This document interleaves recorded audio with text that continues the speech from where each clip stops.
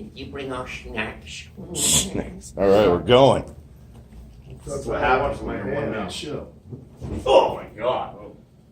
Hey, what's up? It's my Gaube, Gaube's Headbangers. I'm sitting here with legendary Raven, and not only that, but David Ellefson from freaking Megadeth. Yes. Holy crap, man. First time ever. Me, my co-host, is a rock star. We're going to interview some other rock stars, and I'm very, very happy about this because, man, it's been forever since I've seen Raven.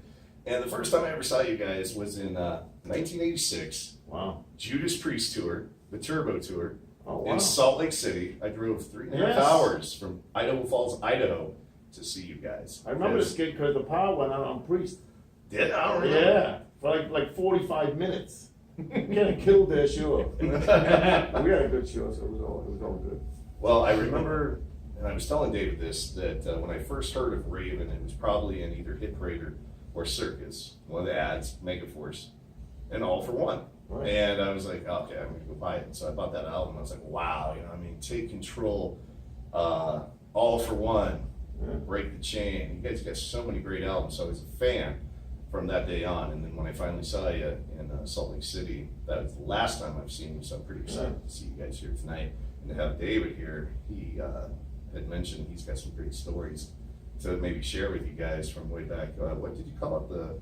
Well, we killed them all for one tour. That's Yeah. right. Yeah, with Metallica. Yeah, which was it's funny. So I just moved to LA from Minnesota, met Dave, and I always say Chris Adler when he played drums on the latest Megadeth album. I was going to say my Megadeth. Right. That's my Megadeth. Yeah. Where's my Megadeth? Oh, 1988. That was mine. Oh, I see. So yeah. my Metallica, if you will, Right. was the the No Life to Leather demo, which was Yes. the tape David played on. Yeah, the original cassette. Probably about half of the Kill 'Em All record, maybe a little more. Does anybody remember cassettes? I mean, Cassettes, yeah, yeah, exactly. Awesome. So then when they came through, I remember the day that the Kill 'Em All record showed up with John Z. Yeah, Johnny Z. Right? And you guys, I think, were both on Megaforce at the time, Yeah. right? And so you did the tour, came through the Kill 'Em All for One tour, and so that's the first time I'd seen Metallica. Well, it's kind of play, interesting. and then to see you guys play was awesome, man. The energy was It's great. funny because people talk about that tour in such like legendary terms, but we actually lived that tour, and it was nothing legendary about it. I mean, we played. It was like like the Blues Brothers. We played like Bob's Country Bunker. Yeah. There was one place they were like hurling bottles and batteries at Metallica. They didn't like that at all. Yeah. You have the chicken wire up. Oh, there was like There was no a chicken wire, otherwise it was Free identical. chicken wire, Yeah, yeah. and then we boy, couldn't chicken afford wire. chicken wire. It was that bad. They were throwing it at us too, but Yeah. but they loved us. We Because played, we were throwing it back. But back then, did you guys have all the equipment? Yeah, we were It kind was of athletic rock, is what I Yeah. always Not remember. as crazy as it went later on. But, Yeah. We had all I that saw kind of stuff. the athletic jump, and he had his pants on. But we played places like Bald Knob, Arkansas, which I can hard Oh, to yeah. find on a map. But we Yeah. played there. It was an outdoor gig, and I've got pictures from it, and it has like totem poles on each side of the stage. Then this big ass truck pulls up, and it just says catfish. It's a big letters. I'm like, holy shit. And I remember there was nowhere when we got there really early. We're like on the road. There's no hotels, whatever. So we went into this old house. I don't know, it was abandoned or something. There was me and a couple of guys from Metallica, Kirk, I remember, and we just laid out on the wooden floor, just to sleep on the floor because we were exhausted. And there's like all these bugs flying around our head, these big, what they call dirt diggers, whatever they call it, big. The helicopters. Man, what are we doing here? How do we get into this? All those tours, like you say, they're of legend now, but Yeah. we actually lived them, right? All Yeah. the early tours we did, it's like, yeah, I mean, there was some pretty great 17 shows. people in a Winnebago built for 6. Yes, exactly. I remember just, we were on tour, our first tour of Killing Is My Business was with label mates on Combat, with Exciter. Right. And we were in like a van broke down, we ended up in a car, our drummer crashed the car, so then we ended up back up in a van. And I remember Exciter was in a Winnebago, they were like a Winnebago in our day. I was like, dude, these guys are rock stars. These guys are rich, comfortable, and sleeping at night, and All that good stuff. yeah. Well, so you guys did see that, it's funny looking at your discography, because I remember you had the Atlantic years. I guess it came Yeah. off of those Megaforce records, right? Then you went into the Atlantic years, and you're on Combat. Yeah. The Combat record. We and- did one record for Combat. Yeah, one one record, record for right? combat. Yeah. Nothing Yeah. cheese like excess. And change record companies like toilet paper, I think. Yeah. Quite a while. Rightfully so. Yeah, And but it's funny, no matter which, that happens a lot to bands. I think everybody thinks they're gonna get some big deal and it's gonna be like keep going progressive, but things change. So they're like, look at the music business now. There ain't nothing left. It looks like it was a world war and they're just trying to pick up the pieces because Pretty much. all these giant buildings in New York that were like, Atlantic Records and EMI or whatever, Polygram. Yeah. These names Most are just things are moving tumbled. on, yeah. Yeah, it's It's amazing. probably It's catalog, Yeah. One room with 3 people now, as opposed to like 10 floors. Yeah, and most of them all make money off the catalog, Yeah. which again, I guess, look, like you guys coming through town tonight, I was happy when you called, because we've seen you, we've run into each other at airports, we were just talking about, Yeah. like last year, I think we were doing festivals and running into each other in Europe, and, coming through town, but it's funny, like, the best path forward is to go backward, Yeah. People want to see stuff that they used to see years ago, even this venue here. I was telling you last time I was here was to see the Dead Boys do the 40th anniversary Young, Loud, and Snotty, which was like an ultimate Cool. teenage punk rock record for me. And it's funny how a lot of the bands are coming through this particular venue, both new bands, John Right. 5 and things like that, but also to see what I call we ourselves are that too, I guess, legacy artists, because people want to come out and see sort of the legendary Well, I think stuff. it's so awesome because there's Young still bands. some of these bands still around. For instance, we just toured with the Mighty Saxon, we call it. Right, yeah. But what a great band, and, Oh, and just to hear them songs again, and even the new stuff is really cool. Oh. It's just a great band. And And, that's, that's like you guys too. I mean, you call it a legacy artist, but you're still relevant. Yes, It's right. not the Yeah, old issue. making new records and I Yeah. mean, that's the nice thing is when you can still make compelling new music. And Exactly. still, Yeah. like I said, you guys have been, keeping up making new records, yet fans that want to come back, even like me, again, wanting to go back and revisit like the Well, early it's days. it's when your I youth. had- Everyone's got that. When you were 15 or 16, there was a record, and that defined that period of your life. Right. And it's really hard to compete with that. That's why I went and saw the Queen movie twice already. Reliving your youth. Exactly.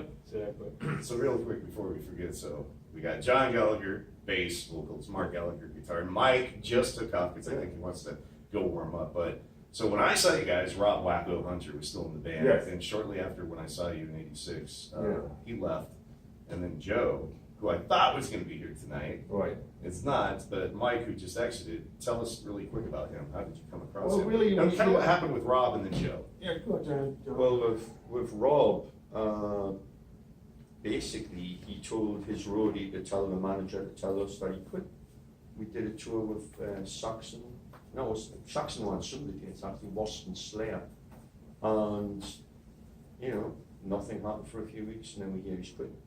Like, oh, well, we had drummers before him. We'll just have to get another one. Tried a whole bunch of guys, it didn't work out. And we thought, well, what about Joe? Because we'd been staying at this kind of band house in upstate New York, and he was actually playing with Kim Simmons Oh, yeah. in a version Yeah. of Savoy Brown. Yeah.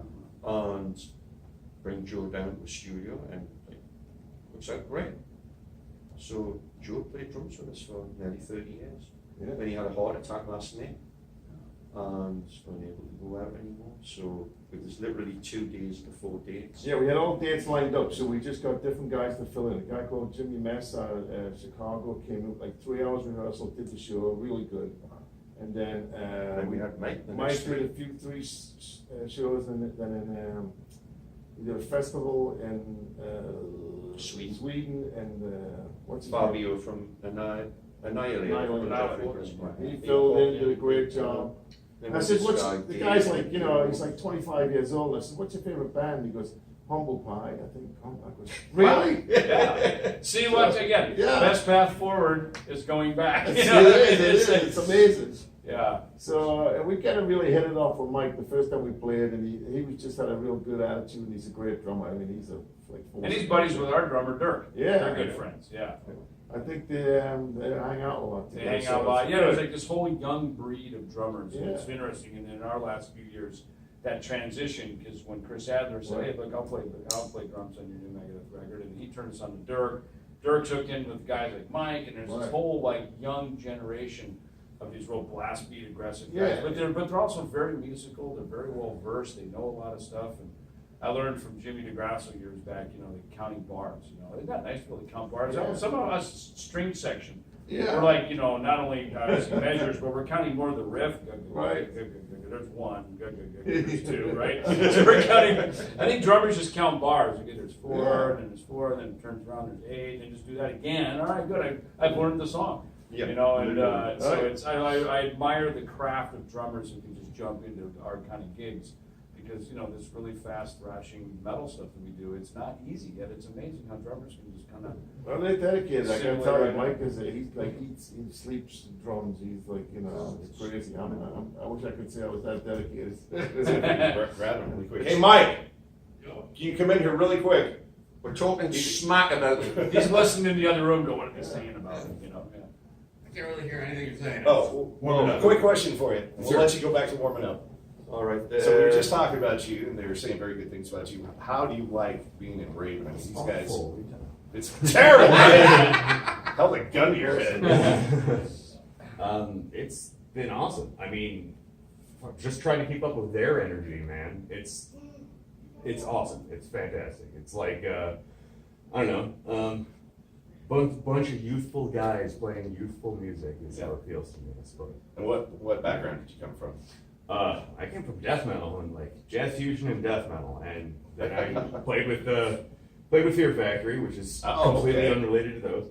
And then yeah, well, I don't know if they told you the whole how we got hooked up together kind of thing. Yeah, we're but- way past all that. All right. But yeah, well, yeah, pretty much. You know, I basically, I came from an entirely different world, and this is the coolest thing in the world to me. It's awesome. Playing with legends, you know, and playing music that, I don't know, I feel is kind of like timeless, and now sounds more like relevant than ever. And I mean, all I do for my part of it is, you know, we'll kick it up a couple BPM, make it a little faster. I'll add a lot of double bass, why not? You know, and do Keep it crazy youthful. things. Oh, Yeah. Nice. But you know, I But mean, it was funny, the first show we played, we're looking at each other. Because we only talked for half an hour, we didn't rehearse. Yeah. Just went in, and he played it just like the studio artists. Nice. And we Nice. just kind of like divorced away from that for so long and said, Yeah. why'd he do that? Why'd he do that? Phil? Boop, boop, boop.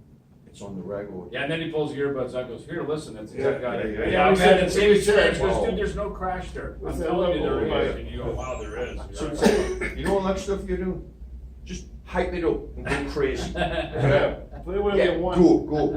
And then by the third gig, it was insane. We're like, yeah, this sounds good. What's unique in a three-piece like power trio that everybody has a little bit more room to play. It's not so regimented in some respects. I'm really the only one that plays the songs. They just do whatever they want. So it's great. You know, they for Mike, it's tremendous because he's able to let loose and do a lot of really interesting, cool stuff that he wouldn't do in some other bands. Well, that's pretty interesting that you're like the anchor and these two guys flank you out of Yeah, bands. Like, yeah. oftentimes in other bands, especially when there's riffs, like I played in a two-guitar band, obviously. Yeah. Bookends, you know, and it sort of locked that in. And probably most 2-3 guitar bands are like that, and it's interesting in a three-piece where you get to have that. But I don't know, for you riffing, It's like the Who.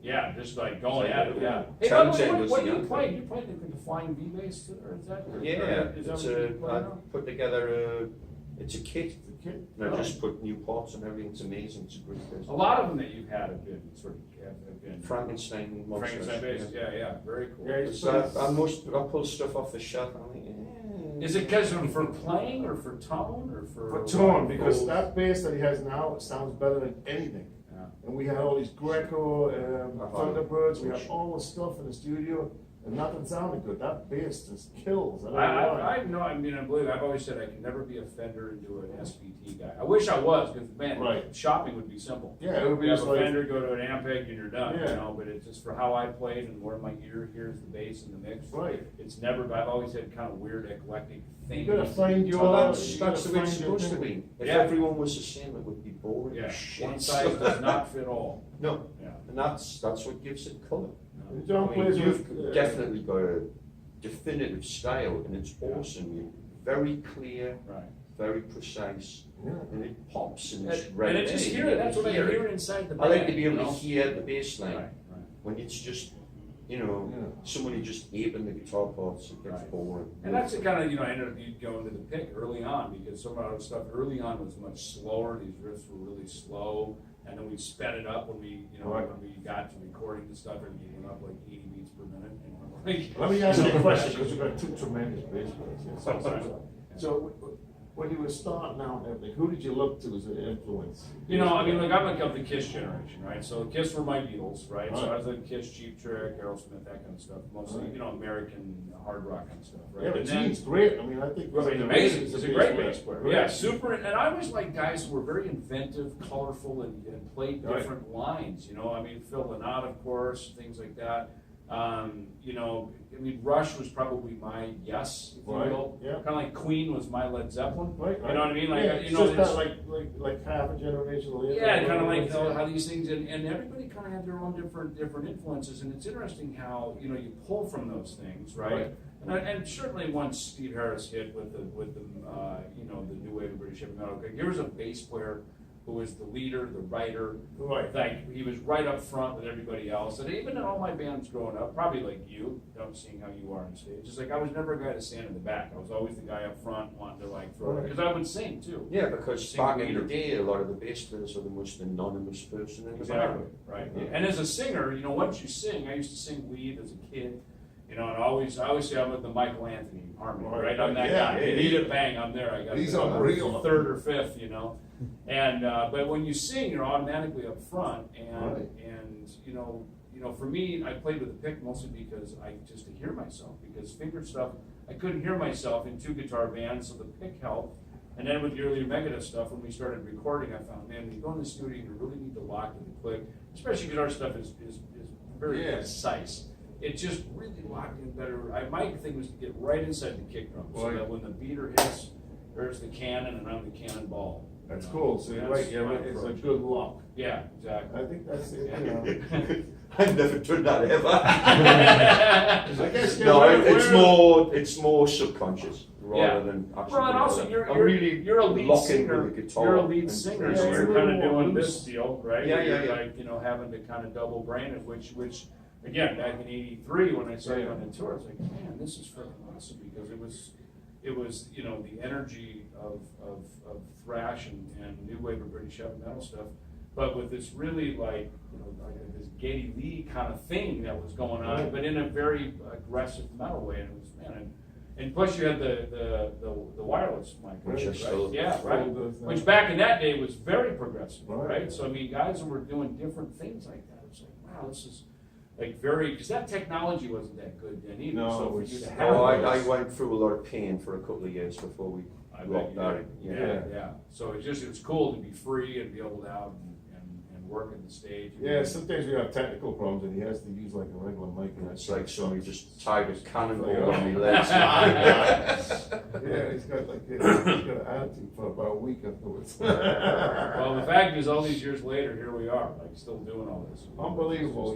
We just talked earlier. It is. we It's talked like about- every day. It's Right. like, And these different tours come up, and these different things we all get to be a part of. Like you say, this one on Saxon, we all did, tours with Priest over the years, the iconic bands that we looked up to, and then we share the stages with them, and then bands come up under us.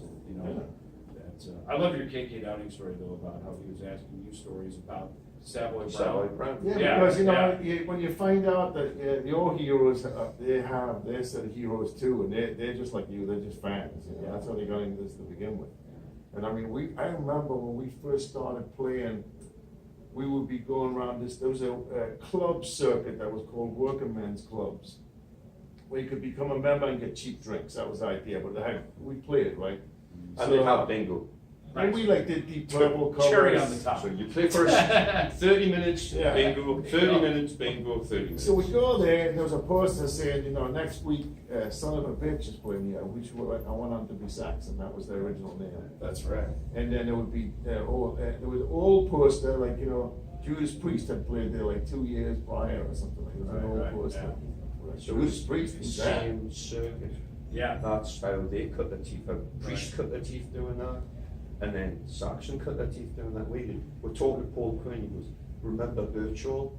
And that was the agent that booked all the bands. Oh, and we really? were laughing. Birchall, are you kidding me? We knew all the same people we You all knew. the same Yeah. people. It's Same funny, I was just clubs. watching something on YouTube, this Iron Maiden, like the early years of Iron Maiden, and there was like 4 lineups before the one that recorded. Yeah. Oh, yeah. Right, and the band, like, I think actually like broke up at one point. Yeah, There was a they singer. completely broke Yeah, up, it was like, yeah. and work in the same clubs, and it's, it's funny, I mean, we had the same thing, we had several drummers and various people who were trying to audition singers. Dave eventually became the singer because we couldn't find a singer. By default. So right, they just stepped up and did it. It was like, Yeah. that works. Let's do that. And they did right, and so here we go. And so it's funny how I said, the Ellefson Chains guys, we took them out with us many years ago, Oh, '91, yeah. our first tour. In fact, I remember we walked into the Good man.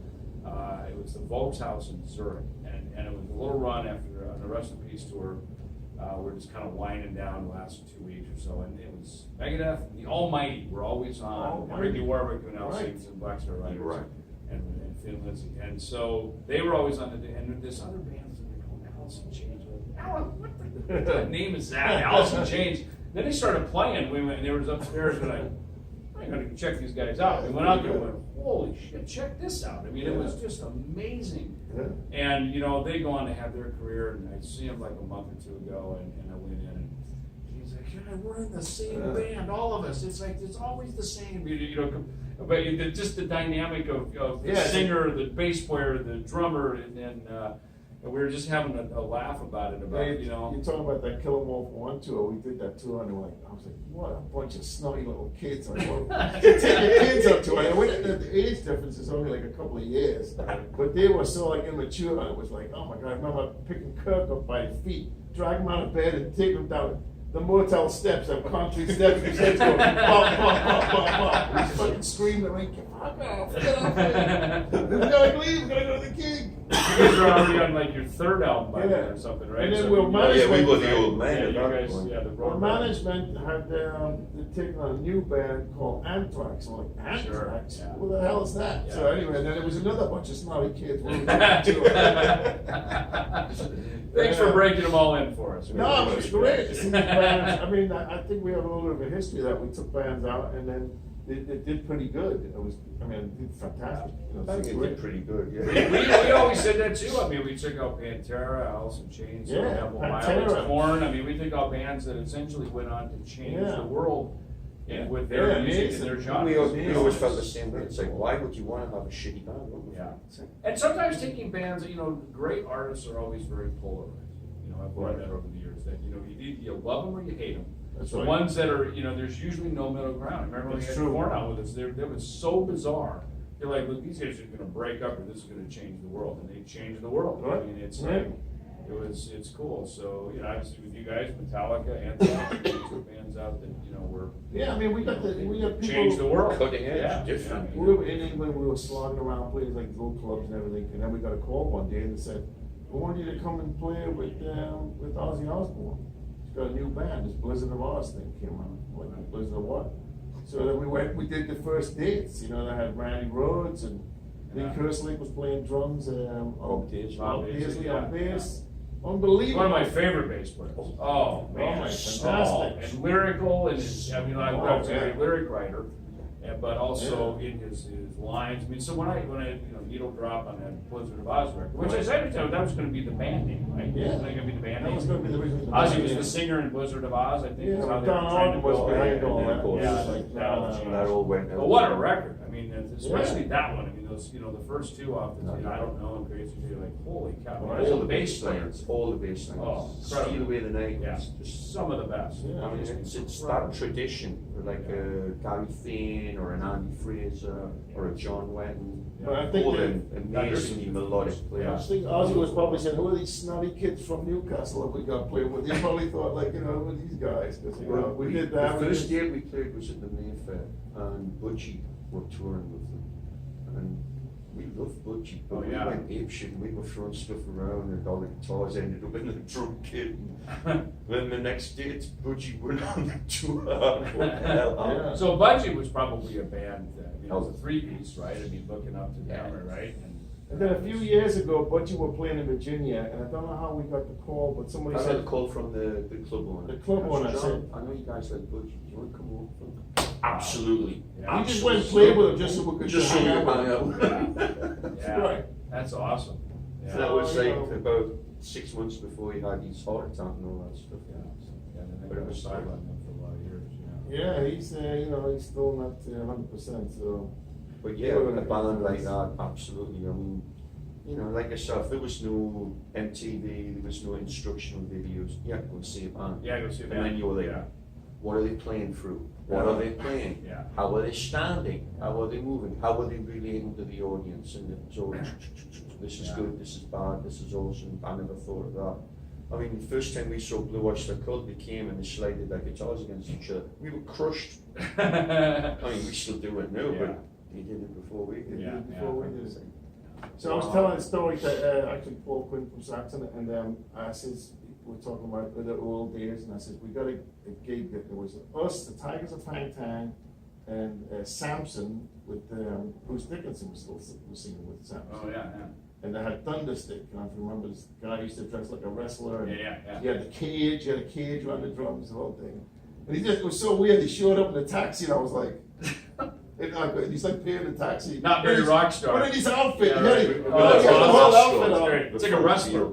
So Yeah. we played, it was in Sheffield, one of them ballrooms, but in Sheffield, and it was, a big gig for us and everything. So we played there, and there was nobody there. There was 6 people there, I swear to God. And 3 of them were from Def Leppard. I was just going to ask you, were you guys around the Def Leppard guys? Around, Yeah, a especially little bit. especially Sheffield, right? Because it's funny when that Def Leppard record came out, On Through the Night, which we all know as Right. metalheads, but most mainstream Def Leppard fans don't even know that record exists. But when that record came out, I think I was 15 and Rick Allen was 16. Yeah, So it made it like he was- approachable for yeah. me. As a kid in Yeah, America, he was very young. to see, especially because you guys were in England and Europe and stuff, and it was you guys were inventing the scene, you were making it happen, and that Def Leppard record They played in made Newcastle. it They- like it was here, like I could do. I heard it. the It single. was, it was Sounds, and Sounds was talking about the Iron Maiden and Def Leppard and all this. What And was we the were like, single? Get Your Rocks Off? it was like another 6 months before we got to do a record. Yeah, And it was like, wow, look what's happening there. right. Shame it wouldn't happen here, and things changed. Yeah. But they had the single out that they It was printed a rock solid, themselves. yeah. And it was Get Your Rocks Off Yeah. and a couple of other songs. Yeah.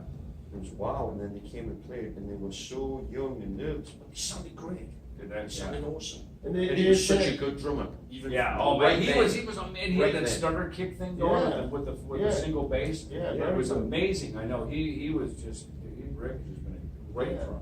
Very good. Amazing, man. It's early stuff. So yeah, we saw that was the night they played Newcastle. Was the night that they got signed. Because I just want to tell everybody we got a record deal and we got signed tonight. So So like the Mercury or Polygram or something. Yeah. Polygram. Yeah. So it's like Yeah. What a cool history, though. I mean, It again, is. for those of us who grew up in it, around Right. it, and being a part of that. Again, by Well, the you time, guys by the are time you really- guys came here, obviously Metallica Yeah. with us, with Megadeth, Anthrax, of course, were right there. Right. The early Johnny Z bands, Right. Metallica and Anthrax. Johnny Z's got the a Rods. answer for. Let me Yeah. tell you. Yeah, the Rods. Yeah, the Rods, We played with them. remember? Rods, Anvil, his band. Animal, yeah. Yeah. This whole scene that was going on, it was kind of, you guys came over here right as that was all taken off. Because when I got to LA in '83, I mean, Motley had already played the Oz Festival. I remember going down to the Troubadour and Wasp had just gotten signed. It was their Right. last sort of local show as they were heading off. They just got signed to Right. Capitol. So all those, kind of Sunset Strip bands, the Hollywood bands had all gotten, Rattle signed. Right. Armored Saint was probably kind of not Right. a hair band, more of our genre, Dublin but were not a around thrash there, band, all yeah. that. No. Queen's Right was on the Almost, radio with yeah. Queen of the Reich, like they had just. Yeah, that EP that was out and all that, yeah. So that thing was taken off, and then up the bat right behind that was what we're all doing. Yeah. We were the next, and all those cool fanzines, KJ Dodden and Bob Nalbandian and all these guys. Yeah. Those great fanzines. Bob Modani, Bob remember Bob Bob Modani, Modani? yeah, exactly. I mean, that launched the scene, Yeah. That's why that Kill 'Em All for One tour, it really is Yeah. legendary. Oh. As shitty as it probably was. But there was some great gigs. It It wasn't, was it wasn't some all great gigs, bad. but it's yeah. just the We played- crazy stuff in the We middle. played Fall. No, not so that way. Tarrant, Little Rock. Tarrant County Convention Center in Little Rock. Little Rock. A Oh, 10,000 seat arena, and the guy comes in, you guys just sold out Madison Square Garden, right? Like, oh shit. Spinal Tap moment. Yeah, he goes, I says, what about like, you know, like a writer, we get like some beer or something or food? He goes, look, here's $100, just go to McDonald's. Some guy in a Corvette who thought he could make money being like a promoter, right? Yeah. So we had like this like club rig of stuff, like lights and PA, and we were traveling, which even in the 90s was pretty, you know, pretty cool that we had a truck full of equipment. Yeah. So we brought that in and we used 2 forklifts, the little tiny light trucks, Very Kiss one. right? You know, Yeah, and then we had this little tiny PA and this giant thing with like 100 people. And a 10,000 seat venue. Venue. I got photographs of it. I got photographs. Playing of it. speed metal on a big old hall like that. God, it's like being in an oil drum. That's awesome. You have any questions?